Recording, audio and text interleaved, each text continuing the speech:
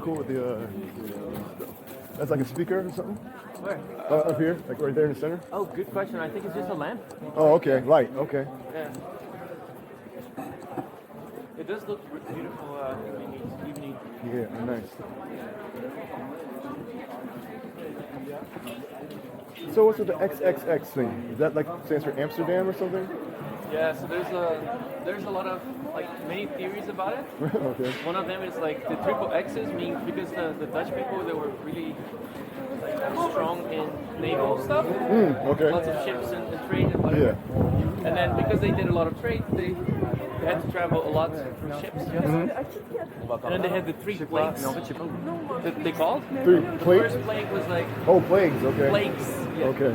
I think the first plague was the fire. Okay. The second plague was disease. Oh. Do you happen to know? The thing about the three crosses in Amsterdam? What they mean? I used to. Because some people say that it's like the three plagues. Well, you just went to that cafe, so it's kind of like now. I mean, obviously. Yeah, he's like I knew it before the cafe. Afterwards, not so much. Wait, did you eat loser? Oh, we can ask. We can totally ask. Yeah. Do you have a Mandalorian unrelated to